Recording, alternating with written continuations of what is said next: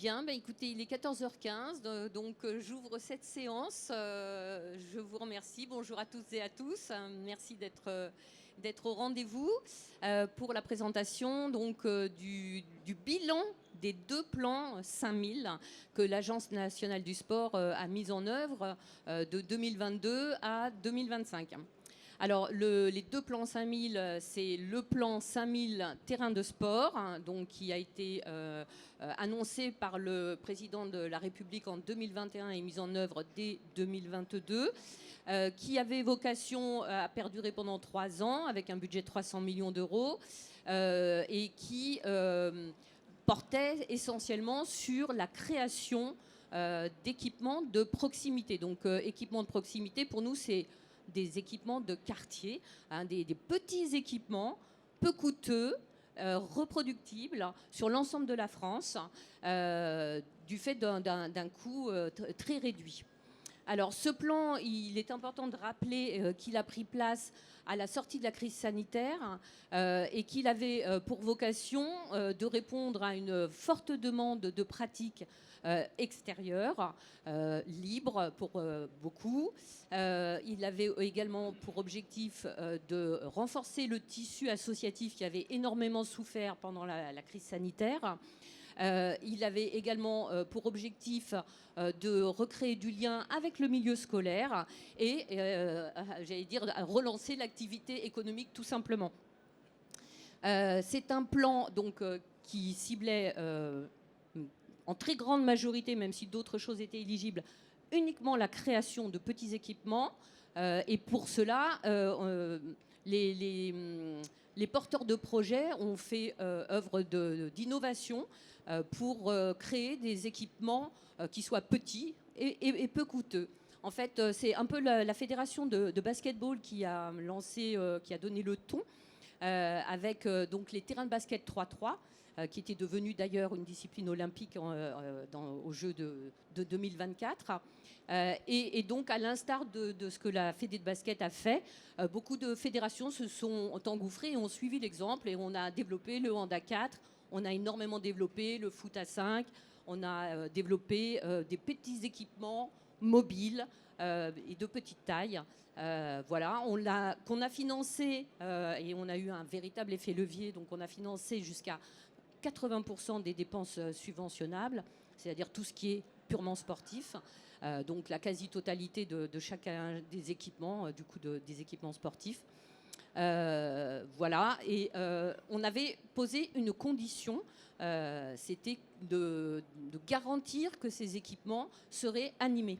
Et donc ce premier plan a imposé la signature d'une convention avec des associations à vocation sportive pour garantir à la fois une pratique libre, mais aussi une pratique encadrée par une association à vocation sportive.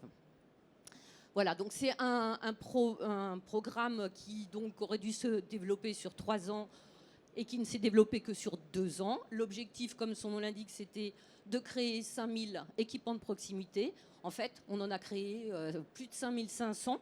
Et donc ça a été un véritable succès, même si, j'allais dire, la période, enfin le programme a été réduit d'une année. À l'issue de ce plan, un second plan a pris la suite, dans la continuité du premier, mais dans un contexte un peu différent et avec un objectif différent également. Donc ça a été le plan 5000 équipements génération 2024, qui s'est développé donc de 2024, qui aurait dû se développer jusqu'en 2026. Malheureusement, il va s'arrêter cette année, donc uniquement 2 ans, comme le premier plan. Alors cette fois-ci, 5000 équipements de nouveau, mais plus diversifiés, parce que ce plan, d'abord, s'est inscrit dans la continuité des politiques publiques mises en œuvre par le ministère des Sports, donc des 2 heures de sport au collège et des 30 minutes d'activité sportive et physique à l'école. Et donc, l'évolution a porté sur rendre éligibles les projets qui étaient situés obligatoirement, qui devaient être situés obligatoirement dans ou à proximité d'un établissement d'enseignement, depuis la maternelle jusqu'à l'université.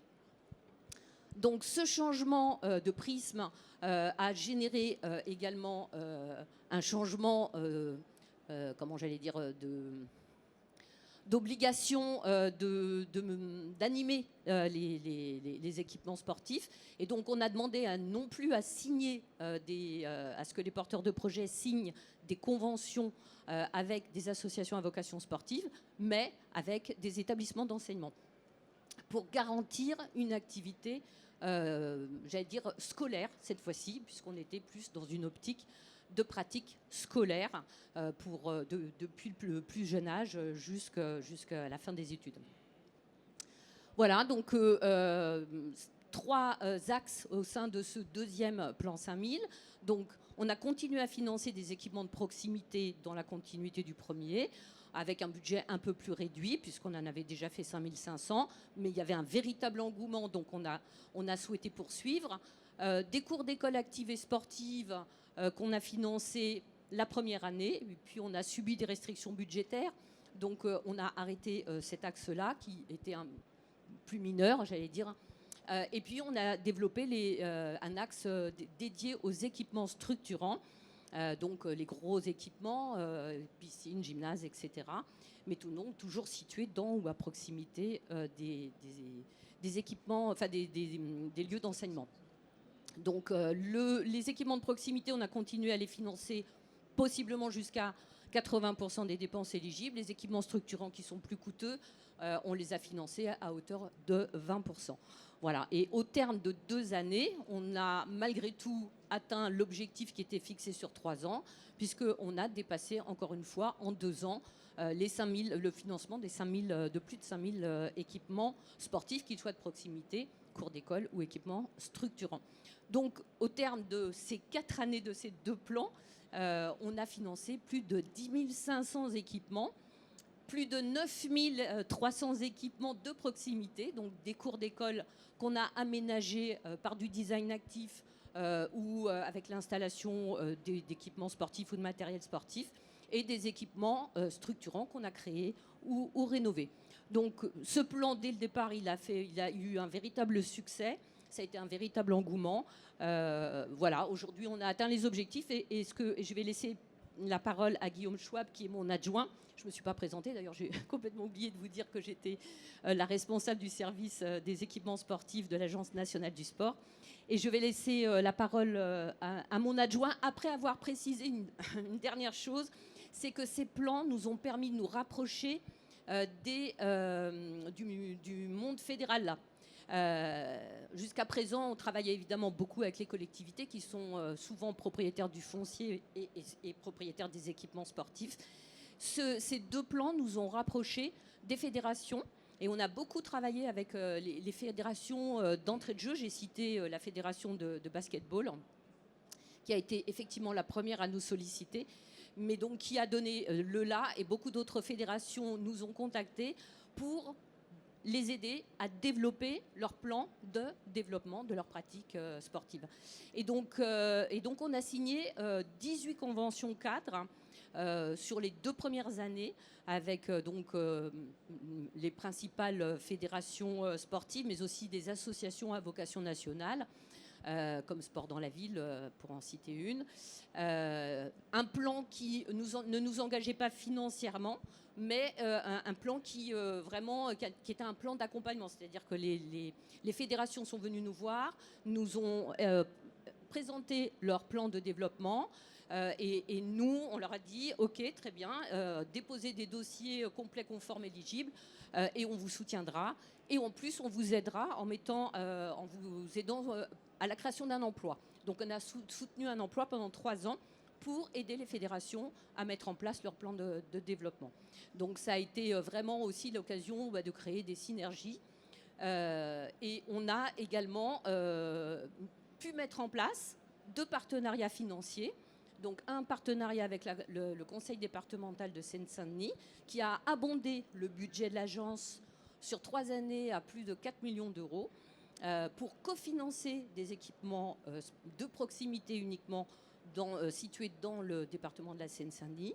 Et on a également signé un partenariat financier avec la Fédération française de football pour cofinancer des terrains de foot 5 et de futsal On a mis en place un guichet unique pour que les porteurs de projets n'aient pas à chercher auprès de qui s'adresser pour déposer leur dossier de subvention. Donc on a créé un guichet unique au sein de l'agence.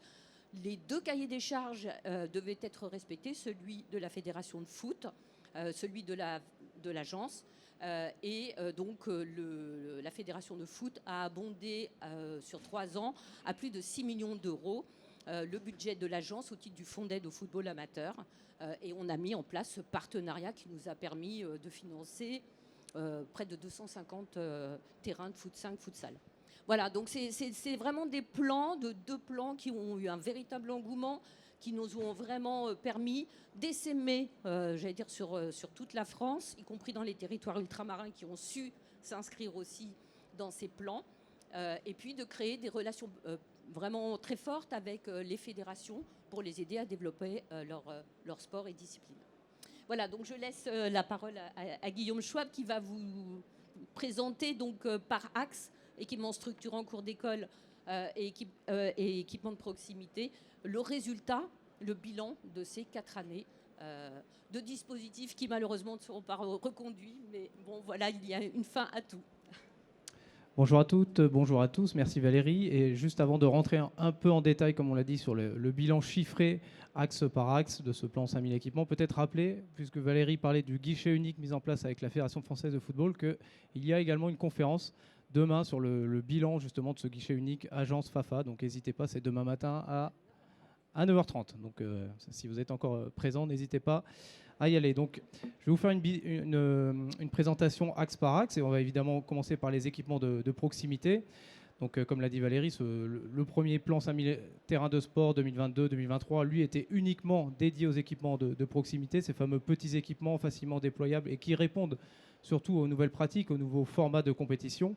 Et c'est un plan qui a formidablement réussi avec une force de frappe inédite, 195 millions d'euros de subventions attribuées sur 2 ans et plus de 5507 et pour être précis, 5507 équipements financés avec un taux de subvention qui montrait vraiment la force de l'effet levier de ce dispositif, un taux de subvention de 55%, donc vraiment un taux qui permettait de concrétiser, d'amorcer la pompe, entre guillemets, auprès des collectivités locales pour sortir des projets qui étaient peut-être dans les tuyaux, dans les cartons, et en tout cas avec ce taux qui pouvait monter, donc on l'a déjà dit, jusqu'à 80%, on a vraiment vu un effet incitateur, et ça a été très apprécié par les collectivités locales et les associations.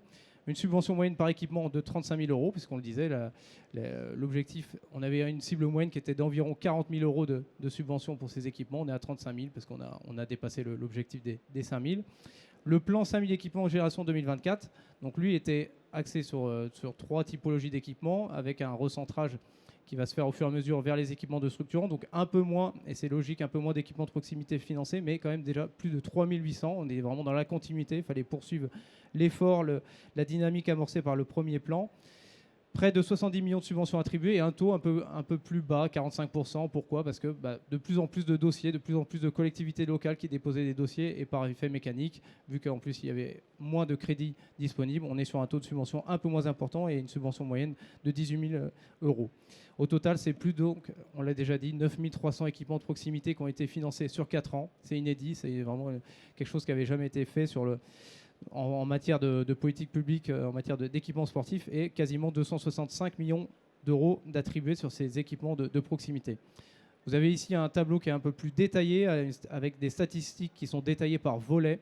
Qu'est-ce que c'est la différence ? Le volet national, c'était des subventions, des dossiers qui étaient traités directement par l'Agence nationale du sport, et ça concernait essentiellement les fédérations nationales, quand elles déposaient des dossiers multiterritoriaux, multi-équipements. On vous parle souvent, on va y revenir d'ailleurs sur le plan 1000 dojo. La Fédération française de judo déposait régulièrement des dossiers, déposait beaucoup de dossiers auprès de l'agence pour des dossiers qui portaient à chaque fois sur 3, 4, 5 dojos. C'était des dossiers multiterritoriaux. Et le volet régional, c'était quand même une grande partie des crédits de ce plan 5000 terrains de sport et 5000 équipements, des crédits qui étaient gérés par les services déconcentrés, en département, en région. Donc vous avez les différentes statistiques. Au total, ce qu'il faut retenir, on a ce fameux nombre d'équipements, 9 300, ça représente 4 200 dossiers. On voit donc que c'était à peu près deux équipements par dossier. Un taux de subvention moyen de 52%, et on retrouve notre subvention moyenne à 28 000 euros. Ce qui est surtout intéressant, c'est de regarder la typologie des territoires qui ont été financés dans le cadre de ce plan 5000 terrains de sport et le second. Le premier était très marqué territoires ruraux. C'était quasiment 60% des projets qui ont été financés dans les territoires ruraux, carencés, donc zones rurales, zones de revitalisation rurale, etc. Le deuxième plan était beaucoup plus orienté, toujours dans cette logique de rééquilibrage, plus orienté sur les quartiers prioritaires de la ville. On avait même un objectif chiffré qui était fixé dans les notes de cadrage, à savoir que 33%, donc un tiers des projets financés en termes d'équipement de proximité, devaient être localisés dans ou à proximité de ces QPV. Donc au final, on a un recentrage qui s'est fait mécaniquement, avec 31% en territoire urbain, 48% en territoires ruraux. Évidemment, les territoires ultramarins, 4%, une part beaucoup plus faible, mais des dossiers qui étaient souvent subventionnés à 80, voire un peu plus si besoin. On est vraiment sur un effet levier et incitateur, comme on le disait tout à l'heure. Et un taux d'équipement, finalement, les territoires non carencés, qui n'ont pas été oubliés. Ça, c'est important. Il faut rappeler que sur la première année du plan 5000 terrains de sport, ce n'était pas ouvert à tous les types de territoires. C'était uniquement les territoires carencés urbains ou ruraux. Mais face à la demande, face à la dynamique, face aux demandes de tous les territoires qui étaient encore, entre guillemets, au bord de la touche, qui ne pouvaient pas intégrer ce plan, il a été ouvert. Il a été ouvert à tous les types de territoires, en gardant toujours la priorité. Donc priorité au QPV, priorité aux territoires ruraux carencés, mais quand même possibilité de déposer un dossier et surtout d'être financé. Donc on voit avec 17%. Alors, la typologie des équipements. Donc là, on a beaucoup parlé du type d'équipement financé. On a beaucoup dit que ça avait financer des terrains multisports, et c'est vrai que ça l'a fait. Il y a eu beaucoup de terrains multisports qui ont été financés, plus de 2000, et c'est logique, c'est vraiment quelque chose qui répond à une demande des territoires, notamment des territoires ruraux, parce que le city-stade, le terrain multisport, c'est déjà une première réponse. C'est une première réponse aux demandes de créneaux, de terrain, c'est multiple, on peut y faire différentes pratiques, mais surtout la grosse force, on le voit sur ce graphique, c'est la diversité des types d'équipements qui ont été financés. Il y a au total plus de 90 types d'équipements de proximité qui ont été financés. Et vous avez devant vous le top 10, le top 15. Donc derrière les plateaux multisports, on a évidemment financé beaucoup de tables de tennis de table. Il y a une vraie politique développée par la Fédération française de tennis de table. Beaucoup d'aires de fitness, crossfit, parcours, etc. Évidemment, les terrains de basket 3-3, Valérie l'a dit, c'est un peu ce qui a initié ce plan, ce qui a montré que c'était quelque chose qui répondait aux attentes. Et ça a un peu lancé, ça a créé un peu l'ADN du premier plan 5000 terrains de sport. Les disciplines liées au vélo, aux trottinettes, au sport de roues, donc le pump track, les skateparks, ça ont beaucoup fonctionné. Le padel tennis, évidemment, on en parle beaucoup, c'est vraiment le sport à la mode et c'était vraiment porté par une grosse politique de développement de la Fédération française de tennis. Donc on a financé énormément de pistes de paddle, les dojos solidaires, je vais y venir après, etc. Le foot 5, boulodrome, techball. Voilà, un plan ce qu'il faut retenir, c'est vraiment la typologie, la diversité, 90 types d'équipements qui ont été financés dans le cadre de ce dispositif. Et évidemment, parmi ces 90 types, des nouveaux concepts. Ça a permis de lancer, de booster des nouvelles pratiques, des nouveaux concepts d'équipement, table de techball, on disait, des terrains de homeball, comme vous voyez sur la photo. Les fédérations ont beaucoup travaillé, donc avec les conventions cadres notamment, elles ont beaucoup travaillé sur les nouveaux formats, des types d'équipements mobiles, des types d'équipements facilement déployables sur tout type de territoire. Et on le voit avec cette photo, par exemple, en matière de badminton. On a des terrains d'air badminton, on a eu des murs de tennis, beaucoup de terrains de beach, des terrains de pana, mais on le disait tout à l'heure, le parcours, ça c'est quelque chose qui a bien fonctionné. Le parcours en milieu urbain, c'est quelque chose qui répond aux attentes, c'est un peu les disciplines liées un peu au Yamakasi, etc. Mais on n'oublie pas, et on le disait tout à l'heure, les territoires ruraux évidemment, et certaines fédérations comme le cyclisme ont mis en place des nouveaux concepts également, avec par exemple ici on le voit sur la photo, des stades de VTT de proximité, parce qu'elles sont habituées à créer des stades de VTT avec des boucles de 3, 4, 5 km, mais elles ont forcément réfléchi, elles se sont dit il faut s'emparer du plan 5000 terrains de sport, on peut aller chercher de nouveaux territoires, et on va créer la même chose, mais en petit format, on va dire. Et c'est facile à implanter dans un grand parc urbain, c'est facile à implanter sur un territoire rural, etc. Et pour la petite anecdote, on a même eu un terrain de tambourin, je fais exprès à chaque fois de le mettre sur la slide, c'est une discipline qui est propre à un seul département, ça se pratique uniquement dans l'Hérault. Donc là, on a même été dans le folklore local, entre guillemets, on a pu financer des choses qu'on ne retrouvait pas forcément ailleurs, et on a également de la pelote basque. Donc on a pu balayer un nombre impressionnant de disciplines. Le plan 5000... ces deux plans, ils ont permis, on le disait, de booster, de stimuler les fédérations, et ça a donné naissance à des nouveaux concepts, et notamment le concept des dojos solidaires, avec ces créations de dojos. Qu'est-ce que c'était un dojo solidaire? Qu'est-ce que c'est? C'est tout simplement la requalification d'un local existant, donc une salle, un atelier municipal, une salle de classe qui n'est pas utilisée, une mezzanine dans un gymnase, qui ne sont pas utilisées, pas forcément sportifs, des ateliers municipaux, et qu'on va, entre guillemets, retaper avec un petit coup de peinture. Et surtout, on y pose des tatamis. Ça peut coûter 20, 30, 40, 50 000 euros. Mais ça donne tout de suite lieu à un nouveau lieu de sport, un nouveau lieu pour les sports de combat, et notamment pour le judo. Ce n'est pas forcément une aire qui permet d'organiser des compétitions, mais ça vient en complément de club, où ça lance une activité de club. Et c'est surtout quelque chose qui va plus loin que le club, puisque autour de ces dojos solidaires, il y avait également des cours d'initiation, des cours de soutien scolaire, des cours d'informatique. Voilà, il y avait du lien social qui se mettait autour de ces nouveaux dojos. Là, on voit très bien la photo. Là, c'est vraiment un exemple très parlant avec une ancienne salle, un atelier, un garage, je crois, qui était vraiment en très mauvais état. Et on voit quelques mois après ce que ça donne. Ça donne forcément envie. Et en plus, c'était parfois habillé par des fresques à l'extérieur, donc quelque chose de très sympa, avec un coût moyen de 50 000 euros. On en a déployé 430 sur le territoire. Et c'est une dynamique qui sera sûrement poursuivie par la Fédération de judo à l'avenir. La carte, je pense qu'il n'y a pas plus parlant que cette belle carte qui montre à quel point les plans ont permis d'aller chercher tous les types de territoires. On voit qu'on a des points rouges. Alors évidemment, ce grand point rouge sur l'Île-de-France, sur Paris, il s'explique. Ça ne veut pas dire que tous ces équipements ont été créés à Paris. C'est juste qu'on a beaucoup, on le disait tout à l'heure, sur le volet national, les fameux dossiers portés par des fédérations qui sont multiterritoriaux. Bon, on les a reliés au siège fédéral de la fédération. Donc, par exemple, quand il y a 430 dojos, ils sont reliés à Paris. Mais dans les faits, ils sont partout en France et dans les territoires ultramarins. Mais on le disait, voilà, on voit qu'aucun territoire n'a été oublié. Les territoires montagneux, les territoires ruraux, il n'y a pas de diagonale du vide. Tous les territoires ont été servis, ont bénéficié de ce plan. 5000 terrains de sport, 5000 équipements, en tout cas sur la partie proximité. Le deuxième axe, c'était les cours d'école actives et sportives.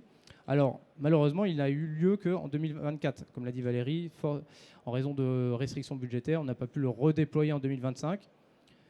Mais il a eu un écho assez intéressant avec près de 500 cours d'école.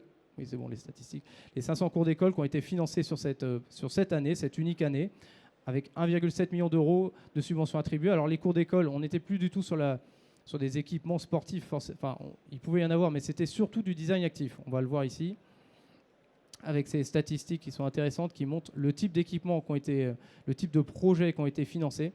Et c'est surtout des projets, 57%, qui contenaient du design actif, de la peinture au sol, des petits aménagements, des petites prises d'escalade sur le mur du collège, etc. Et également de l'acquisition de matériel sportif, des nouveaux buts, des nouveaux paniers de basket. Vraiment les petits aménagements qui pouvaient démarrer à 500 euros, monter généralement jusqu'à 5000 euros, mais qui permettent vraiment de booster la pratique sportive scolaire sur les temps de récréation, notamment sur les temps de centres de loisirs, etc.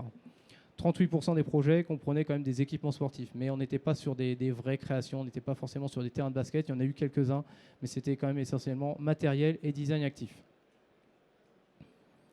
Là encore, la carte, alors, beaucoup moins impressionnante que l'ancienne, et surtout boostée par Marseille. Pourquoi ? Parce qu'à Marseille, il y a eu une vraie politique, une vraie dynamique lancée par la ville, avec, de souvenir, 65 cours d'école qui ont été aménagés par la ville de Marseille. En tout cas, ce projet portait sur 65 cours d'école.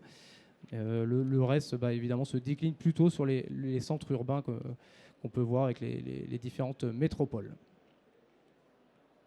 Enfin, le dernier volet, les équipements structurants, donc qui ont fait leur apparition, en tout cas on va plutôt dire qui ont été rattachés au plan 5000 équipements, parce que l'agence a toujours eu une enveloppe dédiée aux équipements structurants, mais c'est vrai que là, elle a été rattachée dans une logique de rééquilibrage et pour être sur cette dynamique de soutien à la pratique sportive scolaire. Donc l'idée, c'est quand même de financer la construction, la rénovation de ces gros équipements, et notamment des gymnases, les fameux gymnases multisports qu'on a tous connus quand on fait du badminton, du basket avec l'école, mais ça peut être également le terrain de grand jeu, le terrain de foot de l'université, etc. Ou la piscine, évidemment, la fameuse piscine sur laquelle on essaye désespérément d'avoir des créneaux pour le savoir nager. Donc cette enveloppe, elle était reliée donc à ce plan 5000 équipements génération 2024. Quelques statistiques, donc 710 équipements quand même qui ont été financés, et c'est pas neutre parce que c'est souvent des équipements, des projets coûteux, même si c'est ouvert à de la petite rénovation, c'est quand même des équipements coûteux. Donc 710 projets, 94 millions de subventions qui ont été attribuées pour ces projets, et un taux de subvention qui est mécaniquement là plus bas. On est traditionnellement, sur cette enveloppe, c'est 20% de subvention maximum. Sur la dernière année, on avait quand même ouvert à 50% pour les petites rénovations énergétiques, on va dire, des gymnases, qui expliquent un taux un peu supérieur. Et la subvention moyenne de 155 000 euros. Toujours la même typologie, elle est très proche de celle qu'on avait tout à l'heure sur la proximité. avec 31%, et on est proche de l'objectif. Je rappelle l'objectif, et sur ce deuxième plan, c'était un tiers des équipements financés devaient être localisés dans ou à proximité des QPV, des quartiers prioritaires de la ville. On est à 31%, c'est quasiment atteint. 38% en territoire carencé, 8% en ultramarin et 22% en territoire non carencé. En termes de typologie d'équipement, évidemment, on retrouve les terrains de grands jeux. Alors ça s'explique aussi déjà par le fait que c'est quelque chose, il y a un vrai besoin évidemment sur les terrains de grands jeux, que ce soit pour le foot, le rugby, les passages soit la création ou le passage en synthétique de ces terrains. Et sur cette enveloppe, en plus, c'est raccroché un dispositif lié au rugby héritage avec la fédération de rugby. Donc c'est pour ça qu'on a les terrains de grands jeux qui sortent en premier, mais on retrouve évidemment les salles multisports, les fameux gymnases multidisciplines en deuxième position, les piscines, c'est normal, il y a un vrai besoin. Et ensuite, ça déroule, on retrouve les stades d'athlétisme, le matériel lourd, parce que c'est important de le rappeler. Sur cette enveloppe, il peut y avoir des dossiers liés à l'acquisition de matériel lourd. Quand on dit matériel lourd, ça peut être des praticables de gymnastique, par exemple, des pirogues en Polynésie, etc. C'est vraiment du gros matériel, voire des avions pour certains clubs d'aéronautisme. Et on retrouve des salles de combat, des dojos. Ici, c'est vraiment les vrais dojos, le gros dojo à plusieurs centaines de milliers d'euros, ou voire millions, avec plusieurs aires de combat, cette fois-ci officielles. Ce n'est pas comme les dojos solidaires dont je parlais tout à l'heure. Sur la carte, pareil, on a réussi à toucher tous les territoires, y compris les territoires ultramarins.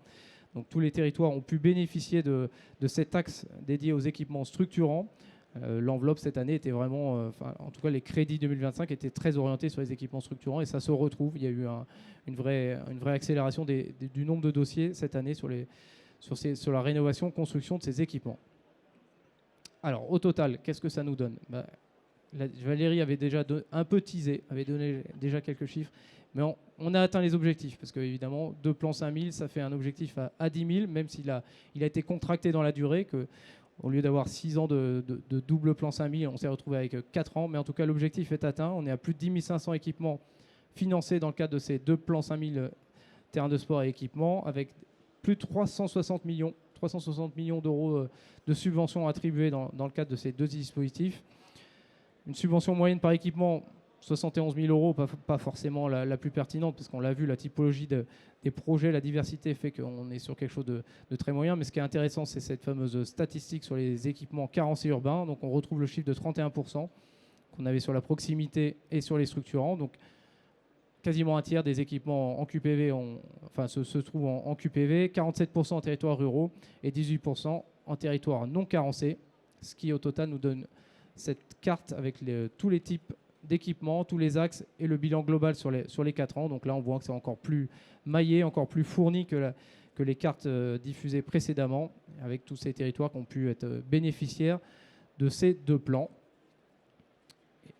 Et je termine avec une dernière slide qui, forcément, quoi penser de ce bilan 5000, de ces 2 plans 5000 forcément un bilan à la fois quantitatif, on l'a dit, la cible elle a été atteinte et même dépassée, donc quantitativement c'est très intéressant, c'est satisfaisant, mais aussi au niveau qualitatif, on l'a dit, tous les territoires ont bénéficié de ces plans, on a financé une grande diversité d'équipements, plus de 90, je le rappelle, sur la partie des équipements de proximité. La mixité des pratiquants, c'était voulu, Valérie l'a expliqué, on n'était plus notamment sur la partie des équipements de proximité, on n'était plus sur uniquement de l'accès libre, même si c'est l'ADN de ces équipements, avec les conventions obligatoires à signer avec des associations, puis avec des établissements scolaires. On a en tout cas lancé quelque chose pour faire en sorte que la mixité soit au rendez-vous sur le terrain. Et ça a permis également d'impulser la mutualisation. Il y a eu une conférence ce matin sur le sujet, la mutualisation. On pense par exemple au dojo solidaire, c'est un bel exemple de mutualisation d'espace, et après on a évidemment sur la partie des équipements structurants une mutualisation d'usage. Et ensuite la mise en place de partenariats financiers, ça c'est des choses également nouvelles, c'est quelque chose que l'agence n'avait pas pu faire par le passé avec les précédents dispositifs, les précédentes enveloppes. Là des partenariats financiers ont été mis en place, ça aurait pu être plus, mais c'est déjà un premier appel, un premier mouvement avec la Fédération française de foot, avec le conseil départemental du 93 pour cofinancer ou abonder les enveloppes de l'agence et permettre notamment de financer beaucoup plus d'équipements de proximité. Donc, bilan global, 9 330 équipements de proximité, 500 cours d'école, 700 équipements structurants, pour un total de 10 500. Voilà, et malheureusement, nous sommes arrivés au terme du temps qui nous est imparti sur ce sujet. Je pense que nous n'aurons pas le temps de vous laisser poser des questions. En revanche, je conclurai en disant que le président de la République avait créé ces dispositifs avec un objectif d'attirer 3 millions de personnes supplémentaires et de les amener à pratiquer une activité sportive ou physique. L'objectif a été atteint et plus que dépassé.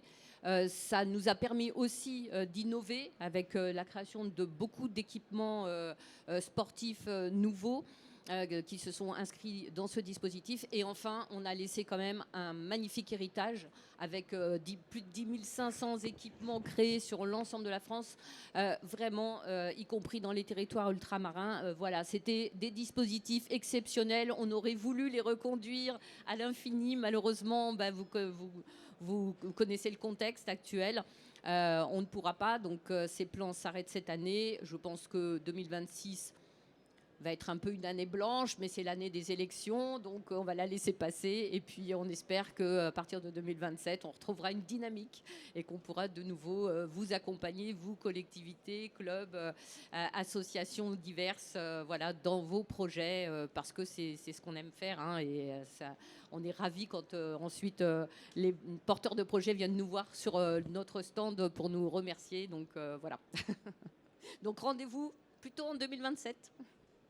Et n'hésitez pas à passer sur le... Si vous avez des questions, on sera évidemment sur le stand du ministère et de l'agence, donc n'hésitez pas à venir nous voir, on sera ravis d'y répondre.